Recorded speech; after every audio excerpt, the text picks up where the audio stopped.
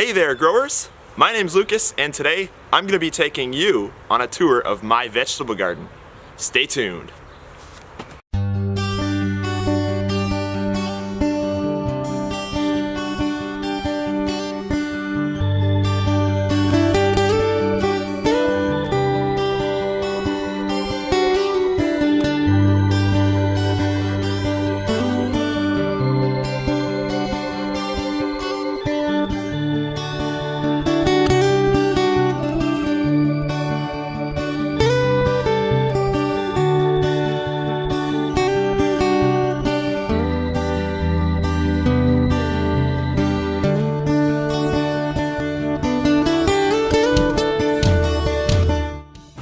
So first, I'm going to show you my peppers. This is the first year I've really grown peppers. I've never really given them an honest try before. I believe I have about 30 pepper plants in my garden, and I believe they've been a huge success this year. I've never grown peppers or tomatoes that have been this productive. So you guys are going to love this little tour. Let's go. So first up, we have the banana peppers. This is the sweet variety of banana pepper, and these plants are absolutely loaded. The camera's probably not going to pick up just how many peppers are under these plants, but it's really amazing. I'm super excited about this variety. I've never grown the bananas before, but as you can see, I got a banana pepper that's actually ripe. So I'm going to be picking this either today or tomorrow and eating it. And I do have some other banana pepper plants over here. This is another banana pepper. And this one's got a lot of fruit on it as well. It's just jam-packed with fruit. Let me see if I can just focus on an area that's just loaded with peppers. Okay. So you can just kind of get an idea here. Just how many banana peppers are on this plant. It's actually unbelievable. I've never dreamt that I would just grow this many peppers. It's just unreal. Another pepper I'm really excited about showing you are the bell peppers. These are the red bells. And I've never really had that much production on the bell peppers. Not sure why, I guess it's just the variety. I've heard that a lot of people have trouble with getting these plants to fruit up, but this year we've got an amazing crop and I'm so excited about it. You know, I really love bell peppers for omelets and pizzas. They really add a great touch to those dishes. And this year we've got a massive load. This plant right here, standing at about 1 foot tall, it's already got 3 peppers on it. And they're almost ready to pick. I'm just waiting for them to ripen up to a nice bright red color, and then I'm gonna yank these from the vine and make a nice omelet with them. It'll be great. There's another bell pepper plant right here. As you can see, it's got some more bell peppers on it. Looking really good. Here's just my hand for size comparison. So these things are pretty big. So a great little crop of bell peppers there. But yeah, they're doing really well. I do have another bell pepper that's really huge. It's absolutely massive. I've never grown a bell pepper this huge. Here, I'm just gonna give you my hand for size comparison here. This thing is a beast. And right beside it here, we got another banana pepper plant. This one's pretty loaded up with fruit. Okay, and right here, I have an orange habanero plant. This plant has been a bit slow to produce, but it's finally starting to get some pods. And I have a red habanero plant right here that's really doing amazing. Let me just get an above view for you guys, just so you can see just how big and bushy this plant is. So this is the stake in the middle of the plant, and the plant basically, it's like a square 4-quadrant shape, and it's really bushy. And the cool thing about this plant, guys, is I did not top it, all right? This is a completely unpruned plant, and it's really bushed out just naturally. And that's one of the reasons why I usually just don't top my pepper plants, because I find that if they're supposed to bush out, they usually do it automatically. I mean, I've heard great things about topping, but this is just how I do it, so you can take my advice with a grain of salt. Got a lot of pottage up in here, a lot of habanero fruits. It's actually unbelievable. I do have some that are actually starting to turn red. Once my channel reaches 500 subscribers, I'm going to be doing a habanero challenge with my dad. So if you want to see that, make sure you stay tuned. And also, if you haven't already, please be sure to subscribe. Okay, so next up, I want to talk about the tomatoes. The tomatoes are doing really well, and I'm super impressed with them. This right here is called Blush. It's a brand new variety that I've never grown, and it's really impressing me. If you can see, it's kind of an elongated grape type tomato, almost the size of a Roma. It's a little bigger than a grape, but they're just really beautiful, and they have these really nice variegated stripes. As you can see, just really nice long clusters full of fruit. Really great. And this particular plant is a single stem plant.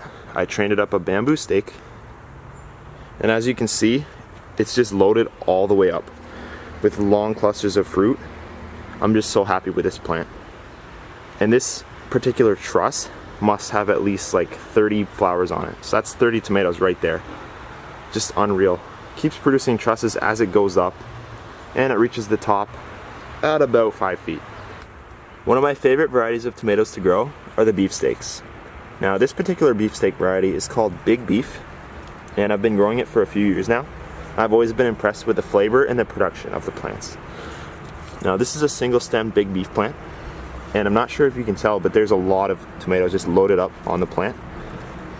Really nice clusters, full clusters, not many flowers that dropped, and just fruiting all as you go up the whole plant. It's just really doing well.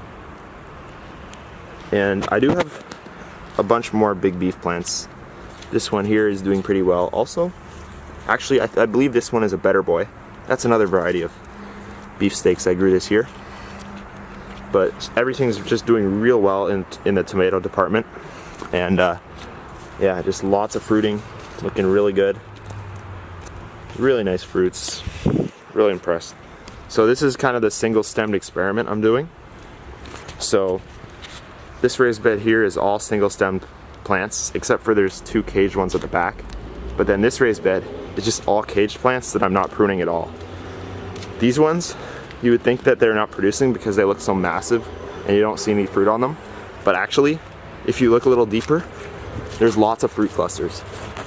Like, there's a cluster of Big Beef tomatoes right here, looking really good. And on the same plant down here, there's some more Big Beefs. So this is just a front view of my tomato garden. There's a lot of tomatoes in there that you can see in real life, but not too well on the camera. But it's just looking really loaded, looking awesome. I'm super stoked about this tomato garden. A lot of people think that I like peppers more than tomatoes because I have a lot more pepper videos, but that's actually not true. I actually like tomatoes a lot better, taste-wise, and I just love the look of the plants. Really nice clusters, just full clusters all the way through the plants, just looking amazing.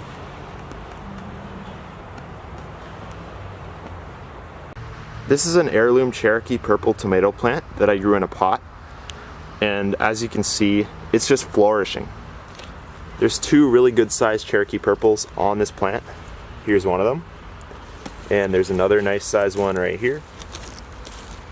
It's got some really nice dark green shoulders. I really like the look of this tomato, really beautiful.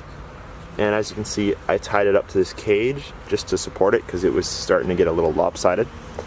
And we've got some more tomatoes as you move up the plant. Just a really nice producer. I love this plant. I'm going to be growing this variety again next year because it looks so beautiful. This pepper plant is a variety called Prickchifa. It's unreal. I've never grown it before, but look how loaded this is. It's just insane.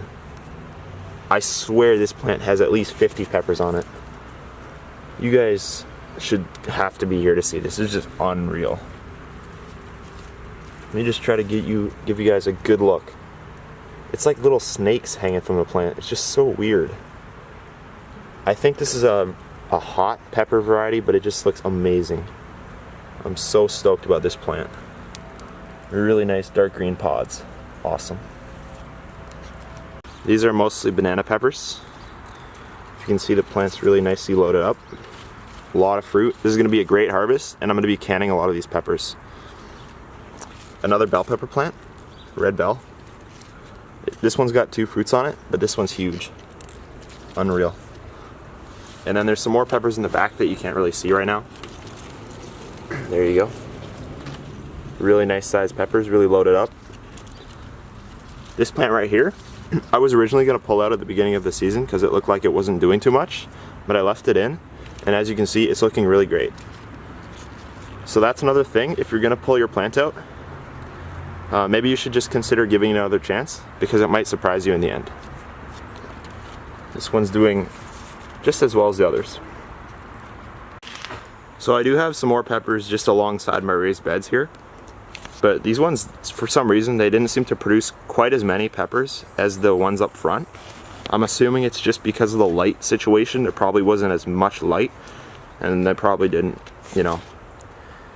I actually think I might have planted these guys a little too late as well. That could have influenced the cropping. This plant right here is a yucca, and it's really huge.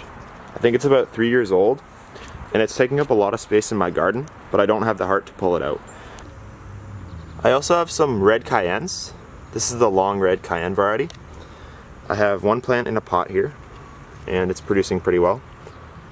I also have some plants in the ground, and they're doing a lot better. They have a lot more pods on them. This one right here actually has a pepper that's just about ripe. If you can see that. Looks really nice, and this plant's just loaded down with peppers. It's just unbelievable. Yeah, you have to be here to just... On the camera, you can't really tell how loaded these plants are, because the camera doesn't really, you know, it doesn't have that depth of field that the natural human eye has. And I also have some other cayennes right back here, as you can see. Just looking really great. Healthy plants, full of pods. I'm definitely going to be growing this variety again next year. This is a volunteer squash plant that I didn't have the heart to pull out in the spring. It's not really doing that well, but I'm just leaving it in because it looks kind of nice. I mean, I like the look of it, so I'm just going to leave it here. See what it does. This is a ghost pepper plant. I think I planted it a little too late because it hasn't produced any pods yet. And it's looking pretty small, but I'm going to leave it in, and I might try to overwinter it so I can get pods on it next year. We'll see. This variety of pepper right here, I honestly don't know the name of, because this was part of my mystery pepper pack. And the peppers themselves are kind of a bullet shape, kind of a short, squat, triangular shape. So if you guys know what variety this is, could you please leave a comment telling me what you think it is? Because the pods are really beautiful, and I want to grow this plant again next year. But I don't know the variety, so I don't know how to get seeds. But yeah, just an amazing looking plant. I really hope you enjoyed this video. It just goes to show that you can grow a lot of vegetables in your front yard garden. And you don't have to be an expert either. Like, I'm just a 17-year-old teenager, and I grew a massive amount of produce in my own front yard. I'm not gonna have to go to this grocery store for peppers or tomatoes anytime soon, and that makes me really happy. Growing fresh, organic produce in my front yard food forest is something that I'm really passionate about. And I want to share my experiences with you and other people who are striving to grow their own food and be more self-sufficient. So if you enjoyed this video, stay tuned, because there's going to be a lot more where that came from. I'll see you next time. I'm out.